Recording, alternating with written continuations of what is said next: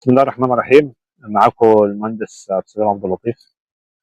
آه، انا ملاحظ ان احنا دايما، وبرضه بعض الاخوه برضه اللي بيتكلموا في بعض الفيديوهات دايما مركزين على سمك البلطي بس. ما في اسماك تانية موجوده ومردودها الاقتصادي كويس، وكمان مرغوبه في السوق المصري ومرغوبه يعني في الاستهلاك، وسمكه جيده جدا يعني. عايزين نتكلم مثلا عن نوع سمك تاني مثلا، ممكن يتربى لوحده او ممكن يتربى بطريقه مختلطه مع البلطي. ده زي سمكه الايه، البوري وسمكه الطباره.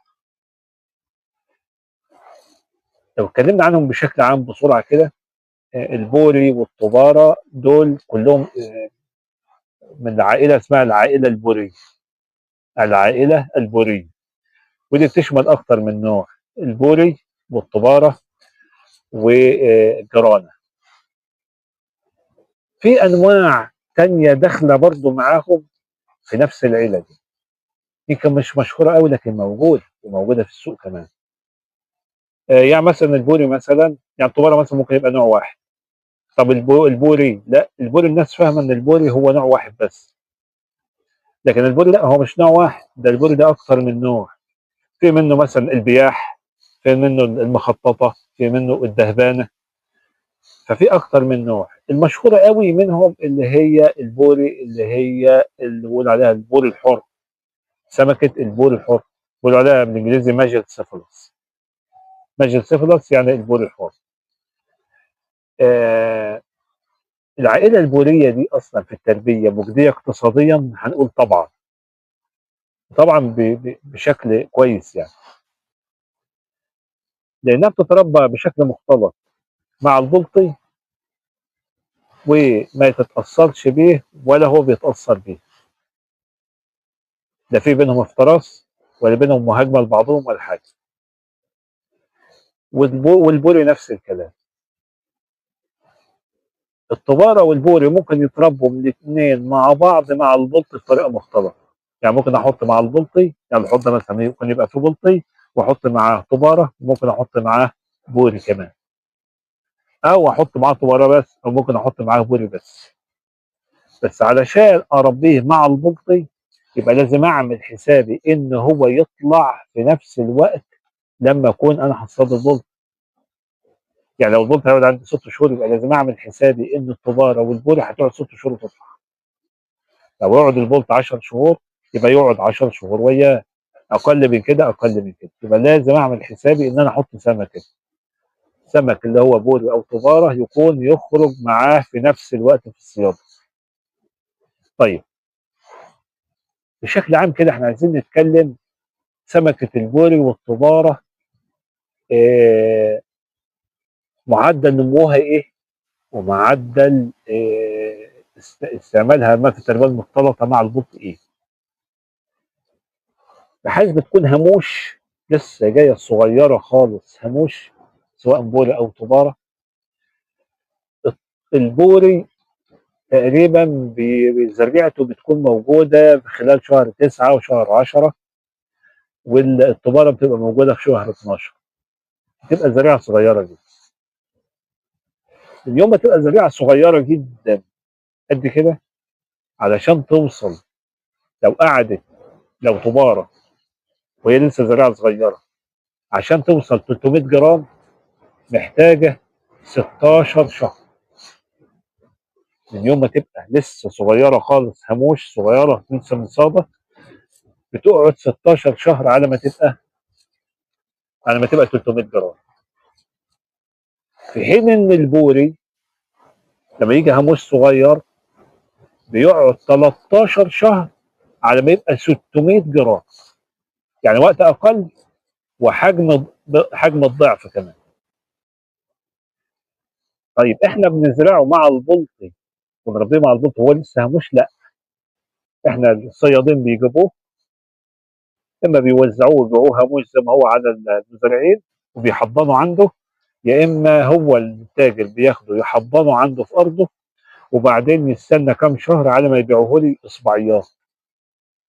ممكن الاصبعيات دي تبقى بحجم العقلتين او 3 او اكتر او اقل، وبشتريها منه بالوضع ده وبحطها عندي عشان تنفع تتربى مع البط عشان تبقى خدت معاه شويه وقت. فلو انا مثلا جايب البوري وجايب البوري من صاد الزريعه بتاعته في شهر 9، اتحضنت عندي لحد شهر 3، ابتدي احطها مع البلطي بعد ما تكون بقت اصبعيات. اصبح هنا عمرها قد ايه دلوقتي؟ حوالي 6 شهور، واحنا قلنا انها بتحتاج قد ايه؟ 13 شهر. من 6 شهور ل 13 شهر فاضل قد ايه؟ حوالي قد ايه؟ 7 اشهر. يبقى انا لو ربيتها مع البلطي في 7 اشهر تقوم تخرج سمكه كويسه جدا وحجمها كويس، ممكن توصل لقرب 600 جرام كمان لو اكلت كويس. طب الطباره، لو انا جايب الطباره في شهر مثلا 12، ساعات بتفضل متحضنه مده طويله عند التاجر اكتر من 6 شهور، ويبقى عالي على ان هي اصبعيات كبيره. برضه بعمل حساب انها في خلال 6 شهور لما اربيها مع البلطي واشتري اصبعيات، لما بربيها مع البلطي برضه من 6 شهور ل7 شهور وتقدر تخرج لي سمكه كويسه وزنها يعني قارب من 300 جرام او تزيد شويه. يبقى انا لازم اعمل حسابي ان انا لما اربيها مع البلطي لازم تكون متحضنه، يا اما شاريها متحضنه او شاريه او ايه تكون انا محضنها عندي في الارض في حضانات واربيها مع البلطي وهي على شكل اصبعيات. فده ده بشكل عام بالنسبه للتربيه اللي حاصله هنا حاليا في مصر. طيب لازم اعمل حسابي ان انا عندي البوري سمكه سطحيه الاكل. يعني ايه؟ بتاكل على السطح، سطح الميه. الاخرى بيتناسب معها العلف الطافي والعلف الناعم، لانه بيبقى طافي وعايم على وش الميه وهي بتحب تاكل على ايه؟ مسطح الميه. اما سمكه البوري فهي ايه؟ سمكه قاعيه الاكل. يعني ايه؟ بتحب تاكل ايه؟ في القاع. فيتناسب معها الايه؟ العلف الايه؟ العلف اللي هو الغاطس. في نفس الوقت البوري فيه ميزه ان هو بيحب ياكل من الرواسب اللي موجوده في ارضيه الحوض. ولو الحوض طيني بيحب ياكل من طين الحوض ويمتص العصاره اللي فيه ويخرج بيها، بحيث ان هو يحصل على ايه؟ على بعض المواد الغذائيه العالقه الصغيره اللي موجوده في الطين. هو ما بياكلش الطين لكن هو بياكل المواد العالقه اللي فيه. رخر لو مسكت سمكه بوري في اي وقت في التربيه تتفاجئ ان بقها فيه طين. تستغرب انت هو بياكل طين؟ لا، هو ما بياكلش الطين، هو بيمسك الطين ده بيدخله في بقه، بيخش حاجه اسمها الفائضه. الفائضه دي بتعصر الطين ده وبعدين تاخد منه المواد اللي هيستفيد منها وتخرج الطين تاني اللي احنا بنشوفه ممكن يفضل في بق الايه؟ سمكه البوري. مردودها الاقتصادي كويس طبعا، هي مردودها اقتصادي كويس جدا، لان دلوقتي طبعا لو شفنا اسعارها لا اسعارها غاليه جدا.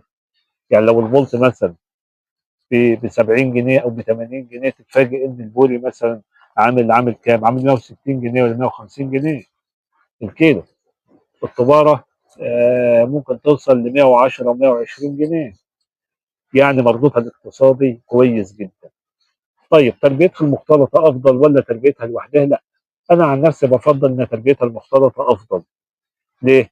هتستفيد اكتر من هيبقى عندي 3 سمكات بياكلوا في عمود الميه في اكثر من نوع. سمكه الطباره تاكل على السطح، وسمكه البوري بتاكل في القاع، والبلطي بياكل في عمود الميه، ياكل على السطح وفي القاع وفي الايه؟ وفي عمود الميه نفسه اللي هي الايه؟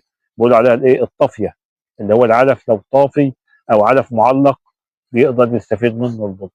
يبقى انا كده استفدت من عمود الميه كله، اي مواد غذائيه في عمود الميه ده كله ال3 سمكات دول بيقوموا لي بعمليه الايه؟ التغذيه في عمود الميه ده كله. يبقى احنا كده استفدنا من عمود الميه كله والعلف اللي فيه او كميه المواد الغذائيه اللي فيه كلها ال3 انواع من الاسماك دول. عشان كده التربيه المختلطه ليه هتكون افضل.